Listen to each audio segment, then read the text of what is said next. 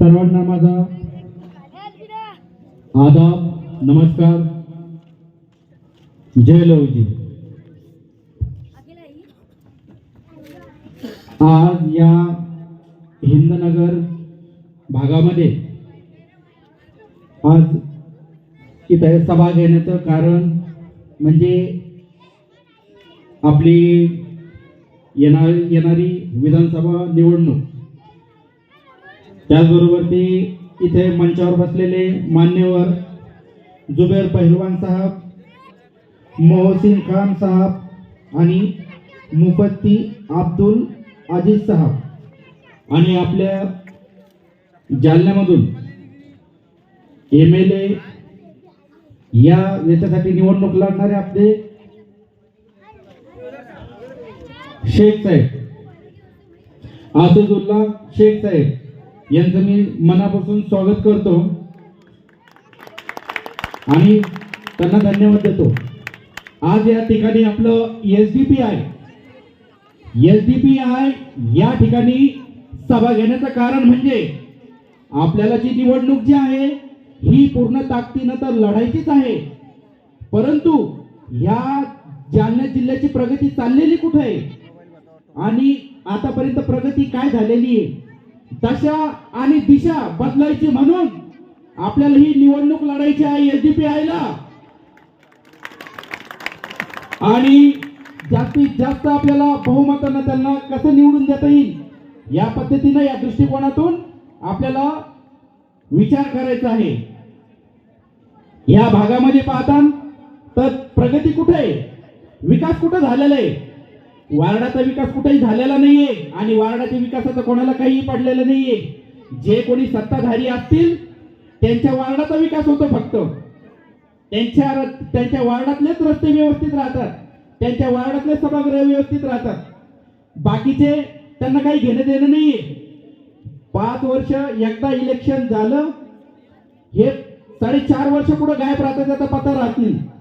परंतु जशी निवडणूक आली, निवडणुकीच्या 6 महिने जे याच्यासारखे मेंढरासारखे आणि कासवासारखे बाहेर निघत असतात, आता आपला जो पक्ष आहे तो हा वर्षाने 12 महिने आणि ही विधानसभा येणारी पुढची विधानसभा हे पूर्णचे पूर्ण दिवस रात्र रस्त्यावरती मेहनत घेत असतात आणि SDPI या पक्षानं कधीच बघितलेलं नाहीये की हा कोणत्या जातीचा आहे, हा कोणत्या धर्माचा आहे आणि कोणत्या पंथाचा आहे, हे कधीच बघितलेलं नाही। SDPI ने बघितलेला आहे तर तो फक्त मजलूम आहे, तो फक्त दुखियारा आहे, तो फक्त पीडित आहे हेच बघितलेलं आहे आणि ही भूमिका घेऊन SDPI प्रत्येकाच्या ठामपणे मागे राहत असते। SDPI न कधी भी फक्त आपली क्वालिटी दाखवण्याचं काम केलेलं आहे। अमित शहा म्हणतात की दुसऱ्या राज्यामध्ये हम SDPI से कभी समझौता नहीं करेंगे। का करेंगे नाही, कारण की त्यांना प्रश्नाची उत्तरे द्यावी लागतात म्हणून ते कधी समझौता करायचं म्हणत नाही।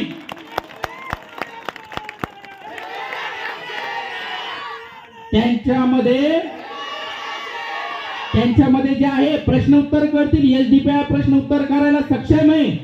तो अमित शहा असो किंवा मोदी असो त्यांना फक्त प्रश्न करतात, त्याच्यामुळे नको, हम उनसे समझौता नहीं करेंगे। क्यों नहीं समझौता करेंगे, हमारी दुकानदारी बंद पड़ जाएगी, इसके लिए समझौता नहीं करेंगे।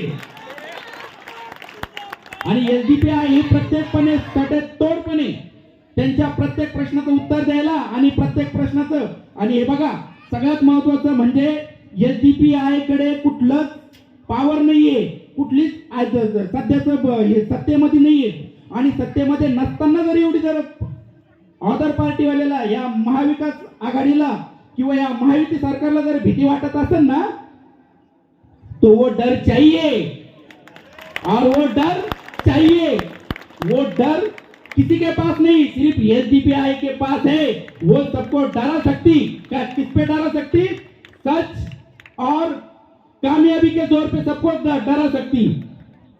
SDPI कभी भी सच के साथ है, झूठ के साथ नहीं है। कभी भी एसडीपीआई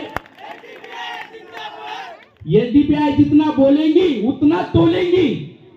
ये एसडीपीआई की आइडियोलॉजी है। एसडीपीआई बड़े बड़े बातें नहीं करती। एसडीपीआई जब भी बड़े बड़े बातें करेंगी ना तो वो लेवल का काम वो पहले करती है, फिर बाद में बोलती है कि हमने ये किया है करके। बाकी जो अदर पार्टी वाले हैं, एसडीपी वाले ना पहले कभी एसडीपीआई वाले कभी डरे थे, ना इससे आगे कभी डरेंगे। तर हे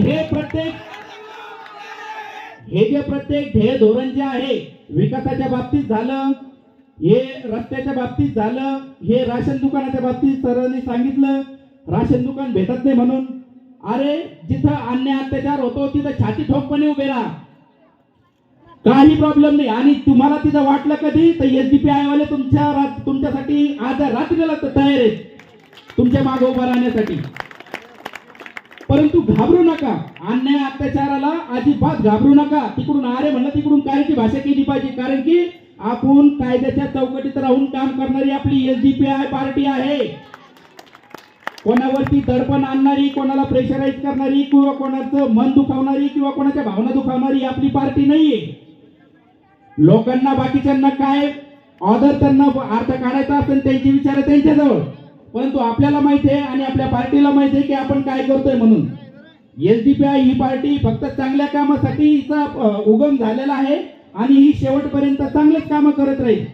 त्याच्यासाठी आपल्याला प्रत्येक राज्यातून, प्रत्येक जिल्ह्यातून, प्रत्येक तालुक्यातून आपले जेवढे भी उमेदवार आहेत त्यांना जास्तीत जास्त त्यांना उतरवणे, जास्तीत जास्त त्यांना बहुमताने विजय करणे आणि प्रचंड भरघोस मताने त्यांना आपल्याला कसे विजय करता येईल। कारण की जोपर्यंत आपला पक्ष हा सत्तेमध्ये येत नाही तोपर्यंत आपल्याला जे आहे जेवढी पाहिजे तेवढे आवाज आपल्याला वरती हे करता येणार नाही। त्यासाठी आपल्या जालना जिल्ह्यातून हे आपल्या जालन्यातून असदुल्ला ओवैसी साहेब हे असदुल्ला रजवी साहेब हे उभे राहिलेले आहेत। त्यांची निशाणी आहे ऑटो रिक्षा आणि किती नंबरवर आहे? 4 नंबरवर आहे। त्याच्यासाठी हे चिन्ह असं, हे भलेही आता छोटी रिक्षा आहे परंतु ज्या टायमाला तुम्ही रस्त्याने निघताना तुम्हाला रिक्षा दिसते वाटाणं, त्या रिक्षा बघायच्या आपल्याला। जोपर्यंत आपण बटन दाबून बाहेर निघत नाही तोपर्यंत रिक्षा लक्षात ठेवायची आपण। रिक्षा में बैठ के जाने का इथपर्यंत तुम्हाला हिंड आहे की जेणेकरून तुमच्या डोक्यातून रिक्षा हे चिन्ह विसरले नाही गेलं पाहिजे। त्यासाठी आपल्याला आपल्या जालन्याची दशा आणि दिशा जर बदलायची असेल तर एक नवा चेहरा, एक उभारता चेहरा आणि एक कामयाब चेहरा म्हणून आपल्याला रजवी साहेबाला निवडून आणायचं आहे। आणि त्यांना प्रचंड बहुमतानं, हे तुमचं बहुमतच नाही तर हे तुमचं प्रेम सुद्धा त्यांच्या सोबत गेलं पाहिजे। आणि ह्या प्रेमानं हे 100% नाही तर 1000% कसं निवडून येतील या पद्धतीने आपल्याला त्यांना मत द्यायचंय। आणि जेवढे भी आता हे आहेत त्यांना प्रत्येकाला सांगायचंय की आपल्याला जर निवडून आणायचंय तर असदुल्ला रजवी साहेब यांनाच निवडून आणायचंय। हेच आपल्या जालन्याची दशा आणि दिशा बदलतील। तर येणाऱ्या 20 तारखेला किती तारखेचं बटन दाबायचंय? निशाणी काय आहे? रिक्षा। तर लक्षात ठेवा आणि त्यांना बहुमताने विजय करूया। हेच आपला त्यांना हे असणार आहे, म्हणजे सपोर्ट असणार आहे। बरोबर? इथंच मी माझं भाषण संपवतो। जय हिंद, जय लवजी।